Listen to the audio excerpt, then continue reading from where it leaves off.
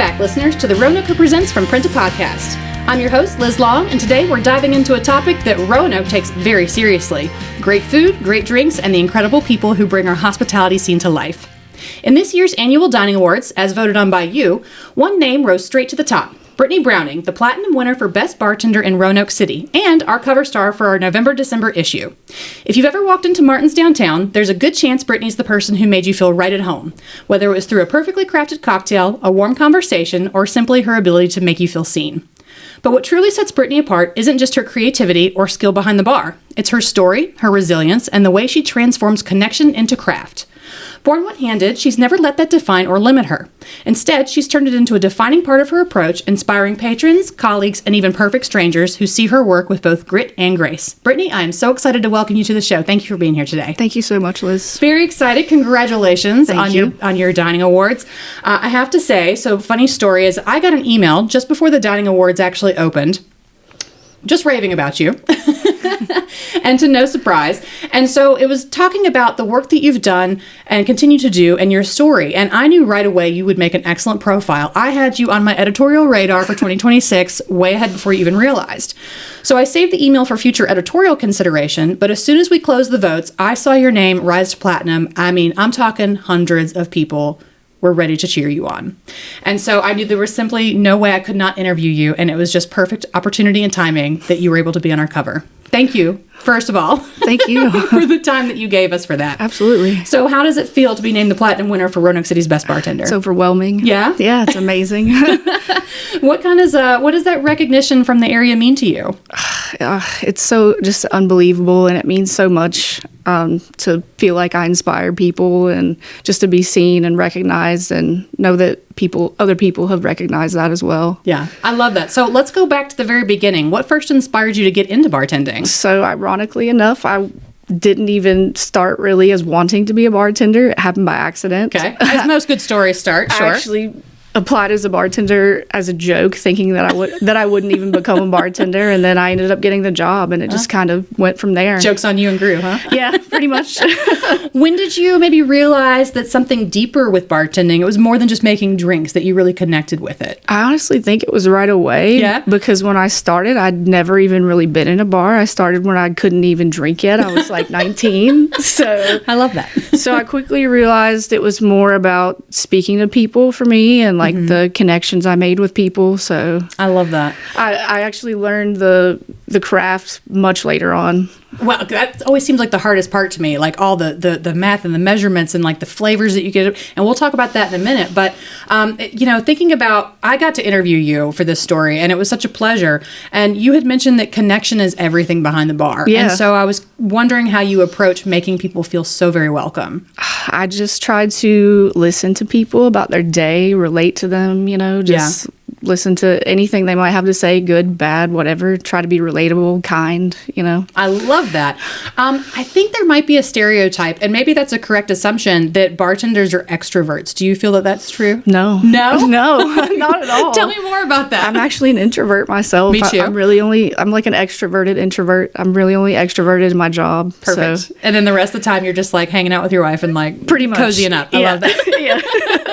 So bartending with one hand has obviously shaped your craft in a pretty unique way. Absolutely. A lot of bartenders can't say that, right? Right. And so how has that influenced maybe your techniques or even your identity behind the bar? Honestly, I've found different ways to do things by watching other people and the way that they do them, and just from repetition been able to like form my own ways to do it. Yeah. So. I like the form of repetition, because you can't get good at something without a lot of practice, no, right? So even making drinks, you really need some practice. Right. Because how are you going to know the flavors and the combinations and all that unless you're really trying to like just consistently make things over and over again? I've also incorporated the way that I've learned to do other things in my life into it, and just kind of like let it spiral from there. That's cool. Do you have an example maybe? Put you on the spot? I don't know, tying my shoes maybe, Okay.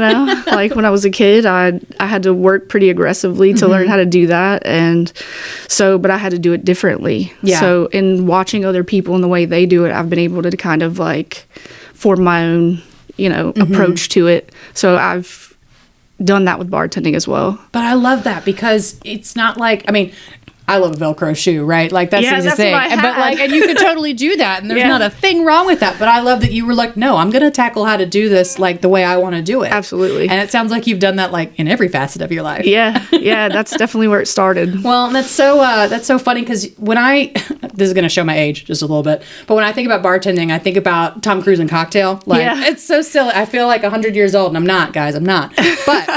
But I love that because the image that comes to your head is like the shakers, right? And I think about my friends in the hospitality industry. They look like they're out of something out of a movie scene. And and it was funny because when I saw the cover, you're shaking this shaker, and I was like, she's like Tom Cruise in Cocktail. That's so great. So in thinking about, again, I don't even want to say disability because you've really made it something that is so special and inspiring to people. And so I'm wondering what do you hope, especially for those who might feel limited by their own differences, what do you hope that they take away when they watch you work so hard and so well? I hope that they see that and they think that the only answer that you can ever get being no is the one you give yourself. Oh, love that. I wish I could put that in print again. You have to just not take no for an answer. If you really want something, you can do it. It doesn't matter what it is. And while I obviously don't encourage children to be in the bar, but I think it's obviously important that people of all ages and all diverse backgrounds see you accomplishing something that maybe they weren't sure they could do themselves. Right. And now... Yeah, and I hope that's what the takeaway is for sure. Yeah, I love that. But, no children in bars. That's okay. Yeah, no, we don't condone that. So one of the special things that we talked about is you actually have a signature cocktail. I do. And the recipe's in the book, just so you guys know, and you're going to have to go home and make it. My husband's already like eyeing it real hard, trying to figure out how he's going to like make this really special drink. So it's called the Ember Tipple, and it actually has a really powerful story behind it. Do you mind sharing a little bit about that? Sure, yeah. So I grew up in a coal temple. That's where I'm from. Mm-hmm. When I was a little kid, I used to pick blackberries for my grandmother, so that's where the infusion comes with the blackberry. We had a walnut tree, so the walnut bitters incorporation came from that. Mm-hmm. And the Ember Tipple actually translates to the fire drink. So that's a play on, the way that I grew up and the place that I grew up. And the base of the cocktail is an old-fashioned. So my husband's favorite, yeah. I built it just like an old-fashioned with just like those specific ingredients like that are native to West Virginia where I grew up. So I love the thought that you put behind this. So that's where it came from. And is this something that you serve at Martin's? No, but I'm hoping to in the future. Good. You hear that, Jason? We're talking about you. Well, I love that. And I love the thought that you've put into not just the drink itself, but the individual ingredients, that you're picking blackberries inspired by your grandparents. Yeah. That's so special. Yeah, every ingredient was important. And do you, I mean, I know you're putting thought into every single cocktail you're making, but like, how much of that really, it takes time, right? You're not just throwing liquor in a glass and hoping it tastes good. You're really thoughtful about the flavor profiles and the way that you're putting together the drink too. Absolutely. Yeah? Yeah. What is like one of the hardest drinks to make, maybe at first, that you've really like learned to love? Martinis were hard at first, but ironically enough, now they're my specialty because I guess I couldn't take no for an answer on that.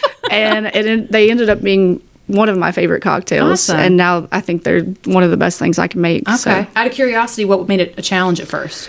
I don't know. I couldn't understand the right balance, especially in their different types. Yeah. So you really have to like try them, make them. It's a trial and error type thing. Oh, I think that's so interesting. And again, you're kind of probably always learning new techniques and new experimenting. Yeah. What else fuels your creativity behind the drinks that you're making? Honestly, a lot of what I see people around me doing, I see them creating cocktails. And once you have a base of a cocktail, like a martini or an old fashioned, you can kind of tweak the ingredients from there because the way that you build it is essentially the same.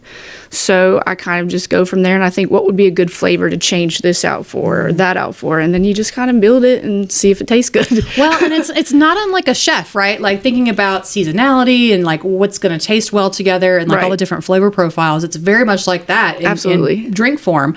So the very like thoughtfulness behind it and the inspirations. And I like, do you ever, I don't know, walk around town and you just like get hit with an idea because you see something out in the wild? Definitely. Yeah? Yeah, I find inspiration everywhere. I love that. You don't just have to like hang out on a Pinterest board all day. Right.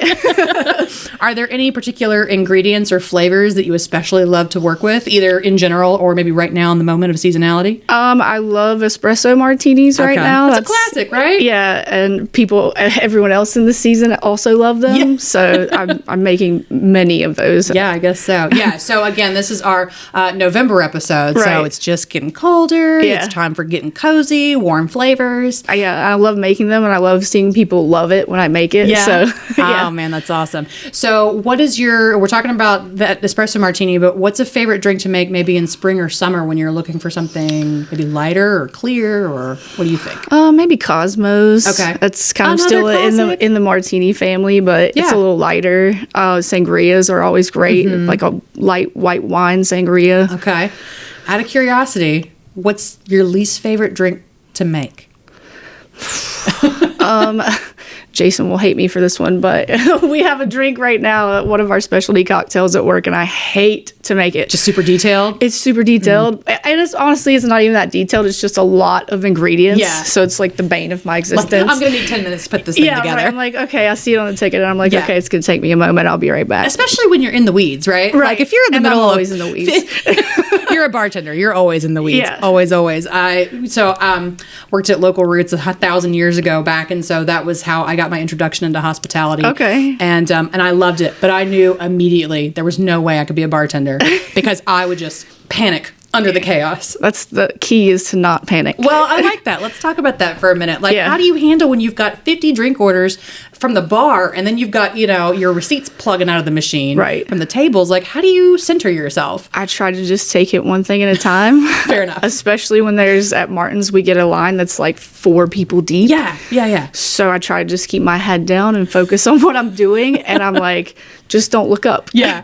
Don't look up. And if you look up, only look to the person that you're about to ask what they want to drink. That's and a good keep one. going. I like that, because if you look 4 deep, you start to be like, oh my God, I'm going to be here and until then 2 you will a.m. panic. So I try not to look, and I try to just stay calm and focus on what I'm doing at the moment. I like that. That's the most sensible answer I could That possibly seems to think work of. well for me. Yeah, I like that. And then you look up and it's like 2 hours later and your shift's maybe hopefully almost over. Right. Well, and then I also understand if I panic, then that's just going to make it worse. Well, you're absolutely right. And that applies for life, everybody, just so you know. That's not just for the bar, but I Right. like that piece of advice. So your wife mentioned seeing patrons approach you with admiration, even gratitude. Yeah. What do those interactions mean to you? They mean so much. It's so overwhelming to see people, especially other people with disabilities, approach me and say what an inspiration it is to see me behind the bar. Mm-hmm. And sometimes it is overwhelming to be in a public space like that and be so seen with a disability. So like to see those interactions with people and have those interactions with people just means so much, honestly, priceless. Yeah, I love that. And it sounds like you've really found community. Again, not even necessarily, we're going to talk about your staff in just a minute, but Yeah. you found people, I'm sure you have regulars who come over to see you because Oh, yeah. you're going to cheer them up or make them feel heard or whatever. Yeah. And those interactions are probably pretty important That's to what you. makes it so special. Yeah, it kind of keeps you like going even in the weeds, right? Absolutely. Yeah. Even if I have a bad day, if I go into work and I feel like I've helped someone through their day or like been able to show a little kindness to someone that needed it, Yeah. that's what it's really about to me. I love that. Another thing I really loved about serving was the fact that once that day is over, that day is done. Yeah, right? it's over. You get a fresh slate the next day. It's okay if you were in the weeds last night. You Yeah. know, you maybe you'll learn from that. Yes. Stay calm. Yeah. Move on to the next thing. Yeah. But I really like that. Once that day is over, It's over. A brand new day, and you get to start over on something fun that you Yes. love. Yeah. Cool. So outside of the bar, we talked about that for a minute, but you're deeply involved in Roanoke's music scene. I am. You talked about how much you love supporting local artists. And so let's talk about that for a minute. Like, where are your favorite places? Maybe some local bands or musicians that you just love to go see. I love the Fat Anchovies, the Jared Stout Band, Christian Q, Soul Acoustics, Palmyra. Yeah. I love going to the Harvester, the Spot on Kirk, 5 Points, All of them. Martin's, of course. Martin's, of course. The Jefferson Center. Really anywhere that I can go see local music, I will go. I love it. So it doesn't even really matter who it is. It's just a good time. Not really. Great opportunity. No. I have a few favorites, Yeah. but I will go see anyone local and support them at any time. I love that, though. And especially because, it's sort of funny because bartending and music do really line up very well. And Yeah. I'm not to say, like, everybody's, drinking all the time, but I want to drink when I go out to a concert and have a good time or Right. whatever. And so I love that I'm able to hang out with you and, like, enjoy a drink and Yeah. have a good time.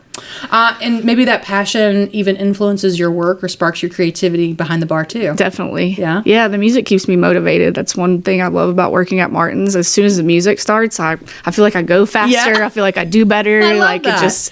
the whole vibe is good. And you get a free show. Absolutely. Sort of free. You're really working hard for it, but it feels free. Well, I like that approach. That's good. So Martin's Downtown, as per usual, honestly, Jason Martin, won a huge list of awards this year. Yeah. And so that is obviously not just in terms of Jason Martin's leadership, but the team that you work with and the environment that you're in. Yeah. What is it about the team and the environment that make it so special for you? They're just so talented, and they're such kind people. Anytime I need help with even the smallest of things, they're there. Even inside of the bar, outside of the bar, we're all great friends. We really are like a close-knit family. Yeah. And so that means a lot to me. And it's funny, everybody I talked to, I had the privilege of interviewing Jason a few years ago during another one of the wins, and he talks so highly of the staff. Yeah. And it's not that that's rare, but I love hearing a restaurateur, an owner, a head chef, like talk about the staff as though they're family, as though they know that this place would not be what it is without the incredible people that are working so hard as a team. Yeah. Yeah. Yeah, and that comes from Jason's leadership too. He's great. The whole family is great, and I think that really shapes the dynamic for us too. Is just working in such a positive environment. So I love that. We're all just there for I each don't want other. to work till midnight anymore, but I'd love to work with you. Like, that just sounds great. Yeah. How do you, that's actually another like question I'm thinking about. Like, how do you handle the hours as far as like your schedule probably seems brutal some days? It is brutal. Yeah. Yeah. Because you're working pretty late. Yeah. It just, like I said, the music makes it go by fast. We all have a good rapport with each other as well. So, we have fun. Yeah. And that makes the time go by very fast. Well, I think that's pretty important in any job, right? But especially one where, again, when you're in the weeds, sometimes just and knowing. I usually always have one foot in the weeds. Hey, I've seen Bartender. You're handling it with so much style and grace. I can already tell. So what do you think one thing people might misunderstand about bartending, whether it's an assumption or a stereotype or whatever? I think a lot of people feel like they can't bartend because of how many drinks you have to remember and know how to make, and not only that, but know the measurements. But again, I'll say the hardest part of bartending is interacting with the many different types of personalities that you see. Okay. If you can get that, if you have that part of it, you can learn how to do any of the rest of it so easily. And as noted, you're an introvert, so I find that so fascinating that you're able to tackle so many personalities in an evening. Yeah, sometimes I'm like, why did I choose this? But at the end of the day, I love it. I thrive in it. Well, do you ever feel like people's therapist?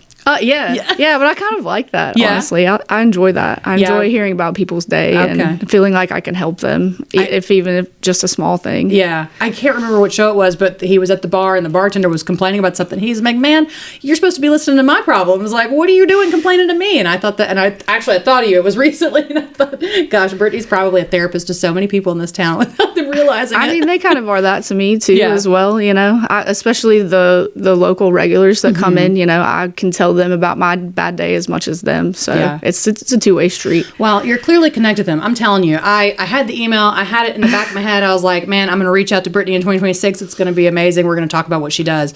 And then I started, so just so listeners know, for clarification, when we get those votes, it is an open vote, so people can put in whatever name they like, or business or restaurant or whatever. And so once those are all in, our staff counts them. Like, I'm talking spreadsheet on spreadsheet and counting them individually.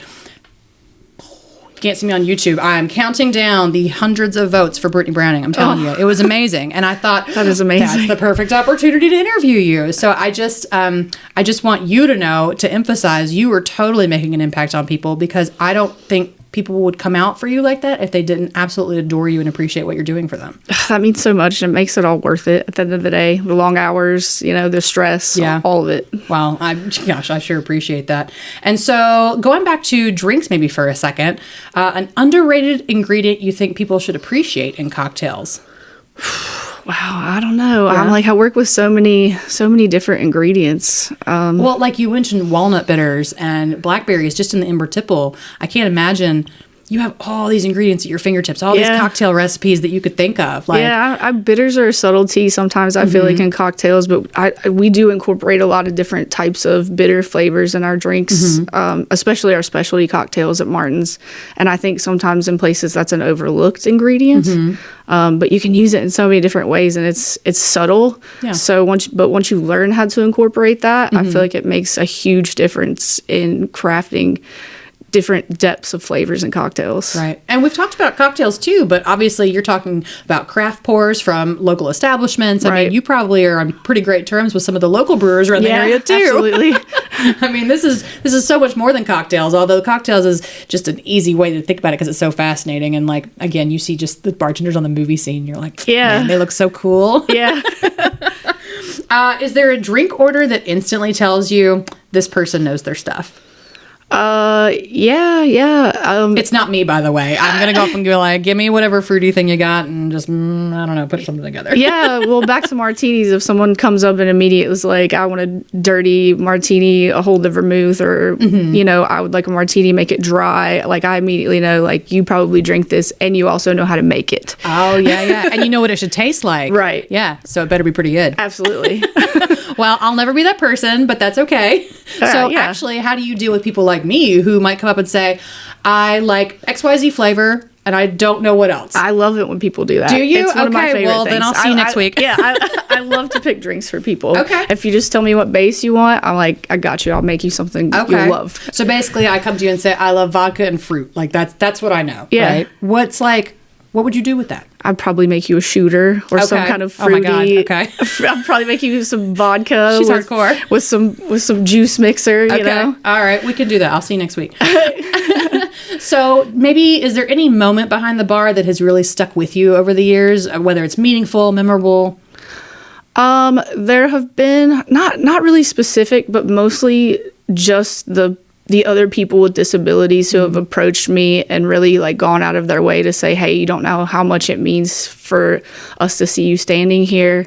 There was a family once that had a kid and he had a hand that was exactly like mine. And so I spoke to him and their family approached me and they were like, you don't realize how important your presence here is for people like him growing up. And so that just really, the impact of that on me kind of made me realize, hey, like I'm not just someone standing here. Like I actually have a chance to make a difference in people's lives. I love that. And I mean, growing up, did you get a lot of opportunities to see, differently able people? No. Yeah. Not at all. So I find that interesting. That especially not my business. Yeah. Well, right. And so I think that that's pretty fascinating that now you get to be the role model for people. Yeah, because I feel like I never had that. So to be able to be that for other people now means everything to me. I love that. That is so special. Okay. If you could give one piece of advice to someone interested in getting into bartending, what might that be?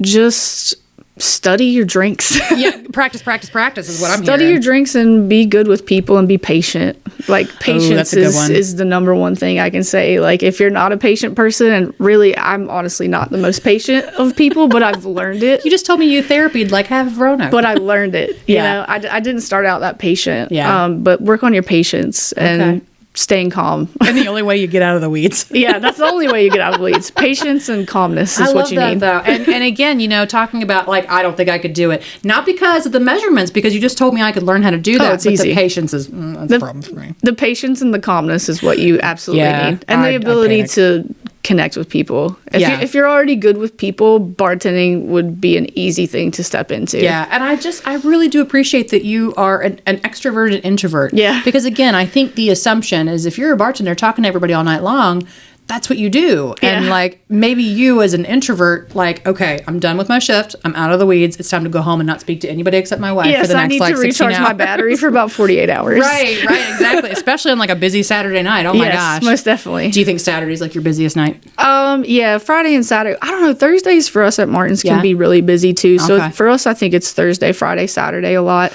But I'm so glad we're closed on Sundays. Yeah.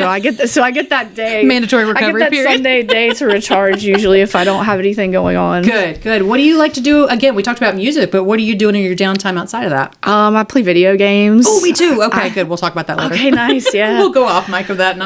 Yeah. I just recently started to try to garden, so I'm working on that. What's your favorite thing so far that you've done? I don't know anything about gardening. I would love to know more, but I put plants in the ground and they almost lived. So step one, I think I put the plants in the ground. Yeah, I feel potted plants, so you're already way ahead of me. I love that. Okay. So we're learning. Yeah. I like to go hiking. I like to do local hiking scenes a lot. Let's talk about that. Where are you going locally? Because I mean, outdoors is obviously a huge draw here. Yeah, McAfee's Knob, of course, Sharp Top, Mill Mountain. Really, any local hiking around here, I love to do. Okay. It's such a beautiful area that we live in, so I like to get out when I feel like it. Yeah. I like to get out and really when you have the energy. Yeah. But I like that because even out there, right? You're not necessarily necessarily surrounded by a crowd of people. Right. Maybe on McAfee Knob on a busy Saturday, but you're not obligated to talk to anybody. Right. Or therapy anybody. Yeah. So you're really kind of getting out in nature might help you reset. It does. Yeah, it absolutely does. It gets me out of the dark bar. I love that. Well, okay, so what else are we doing? Because you're talking about hiking, you're talking about gardening. I mean, really, I'm always curious about people in hospitality, how you relax a little bit, because your jobs are very demanding while you're on shift. Absolutely. I see concerts, but it's different for me when I go and see shows because I don't feel as obligated to speak to other people. I can kind of just I can sit down, have a drink, enjoy the show, not have to worry about meeting the needs of everyone else, and I can just kind of, enjoy the music more one-on-one. So I go to concerts really probably more than anything outside of work. Okay. And this might be an edgy question, but are you judging other bartenders' drinks when you're out? Oh, absolutely. I appreciate the honesty. Yes, 100%. What might not work for you in a drink? You personally, what you love to drink, and maybe something isn't hitting just right for you. As terrible as it may sound, I don't like whiskey that much. That'd be brown liquor's tough for me. I do like an old fashioned if it's mixed well. Okay. But as far as like people who do whiskey on the rocks, it's just not for me. How hard is it for you not to jump behind the bar when you're like, that person's in the weeds, or this drink is just okay and I really think they need to... It's terrible. Control issues. Just let me do it. Even if I'm out in another restaurant, I see a table that needs busts or glasses that need cleaned up. And sometimes I'll even do it. I'll just grab the glasses and take them to the bar because I can't. I haven't even served a table in like 10 years. And I'm always like, hey, there's somebody at the door. Can I go host for you real quick? Like I'll put them at a table. It doesn't matter where. I can't stop working. There is, after I moved on from local roots, I would still hear service in my head and just like immediately turn to like, go get the plate. It was amazing. So do you hear like the bell in your head, whatever that noise is? And also the empathy too, of being like, girl, you need help. Let me help you. Just let me do it. It's fine. I love that. But it also speaks to your empathy as well, I think. So. Well, what are you excited about next? Maybe it's your career, your craft, Roanoke community in general. I aspire actually to be an event coordinator at some point, hopefully. You got enough experience knowing how to move people around. I have a lot of background in catering and wedding events and things like that. So I'm hoping to push myself forward as more of a private event person and a private bartender. And, hopefully just being able to do more community events, like community outreach and things like that. So those are my goals. Very cool. Very cool. Well, anything else you want to say to listeners and readers before we go? No, I don't think so. Okay. Well, we sure do appreciate your time here. And again, thank you again for your time on the magazine cover. Of course. Thank you. It's just been amazing getting to know you over the last couple months. And of course, your wife, for those of you who don't know, her wife is hiding back here behind the camera. And we're so grateful to have you here too. And so again, just for joining us today. Just thank you for your time. Yes, thank you. And thank everyone for your votes and all the support. It's just, it's heartwarming and it's been amazing. And now you have a belt to hang on to and a title to try and fight for next year. Yes. Well, Brittany, thank you again so much for joining us today, for sharing your story, your passion, and your heart. Oh my gosh, it's such an incredible heart. Thank you. Your dedication, creativity, and authenticity, just sitting here chatting with you. It's every genuine moment, but it makes such a powerful impact. And I don't just mean at Martin's, but the community as a whole. I'm so impressed, and gosh, my heart just feels warm knowing that people come up to you to tell you how inspiring you are and that you are a role model for so many people in this area. I love that. I love that too. So to our listeners, you can learn more about Brittany Browning and read her full feature, Raising the Bar, in the latest issue of the Roanoker, now on newsstands. And of course, you can visit her in action at Martin's Downtown, where the cocktails are amazing, atmosphere is unforgettable, music's banging, and the welcome is always so genuine. If you enjoyed today's episode, don't forget to subscribe, leave us a review, and share it with someone who loves great stories and great drinks. We'll be back soon with our final interview of our third season for the December episode, featuring superstar author and political candidate Beth Macy. You won't want to miss it. Until next time, this has been From Print to Podcast, where print comes to life one great story at a time.